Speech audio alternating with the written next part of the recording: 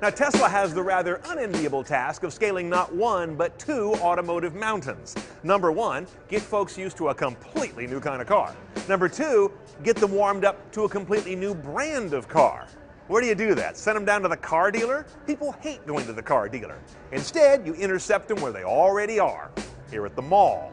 And when they go inside, they get introduced to a car that does things almost completely differently than what they're used to.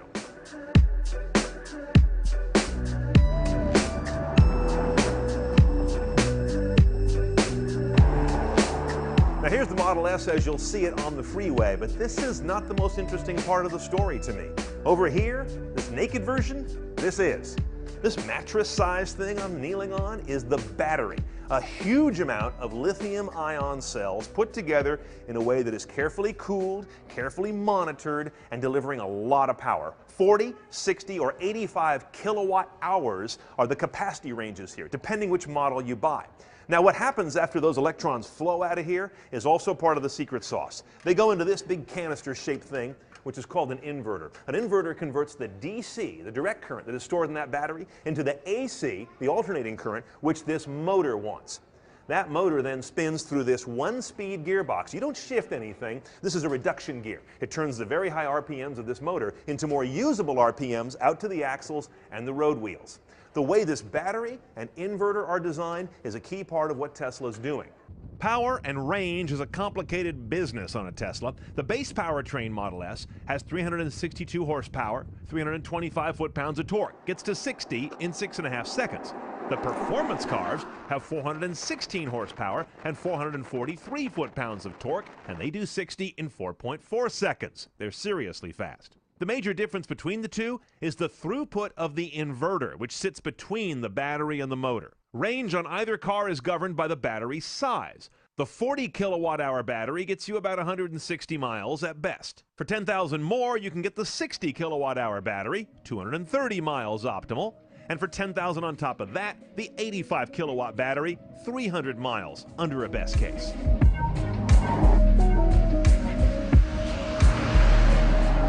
Now, the Model S is a 3-row, 7-passenger car. It's kind of a sedan UV. Front row, 2 seats, little less headroom than I'd like. Coming back into the second row, you've got basically a sporty bench, 3 more people there. Then work your way back here to me in the rear compartment. This car is optioned up with the dual rear-facing seats. But notice these are like little kid racing seats with 5-point harnesses. Okay, first of all, this is what you've heard about, the giant 17-inch central LCD that is the heart of this car's cabin. Across the top, you've got a static ribbon, very much like you have on a lot of mobile devices. If I go to media, I get my media choices. They show up down here. AM, FM, HD radio, XM satellite.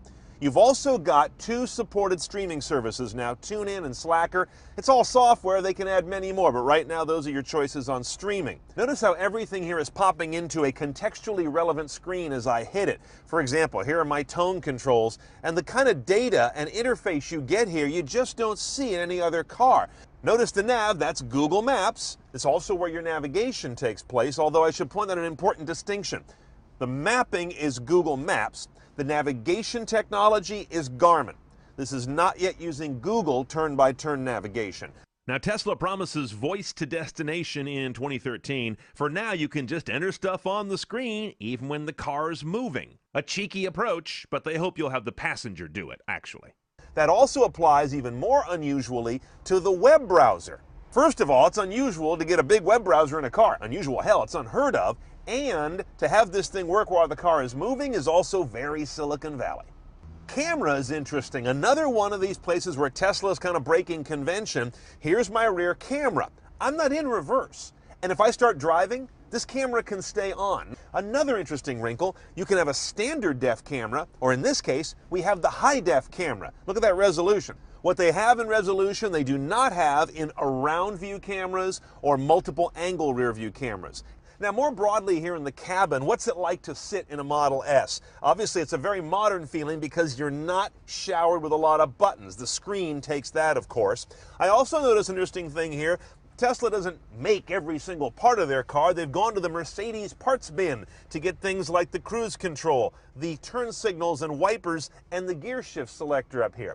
If you gotta go buy from the best.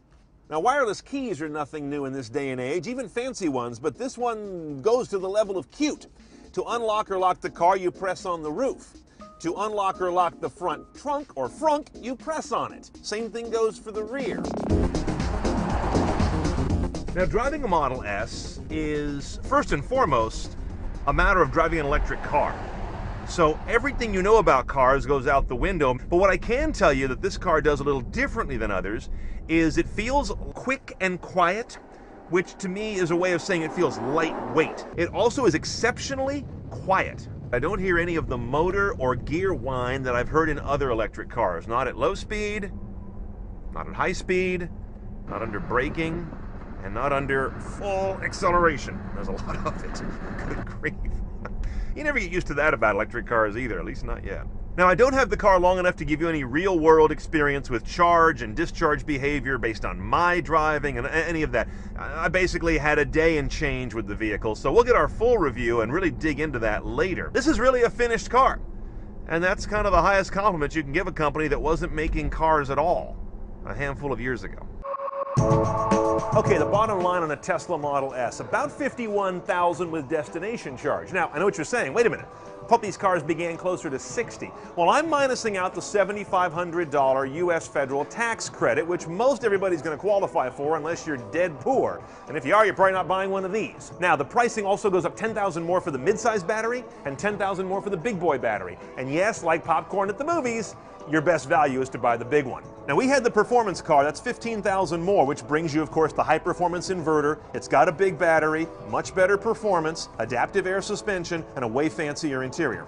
You also got to look at the tech package. 3750 puts navigation in that big screen. That is not standard. But nothing will influence people's purchase consideration of this electric vehicle as much as their conception of all electric vehicles. That's the big mindset that people are really trying to get their heads around, and Tesla has only so much control over that.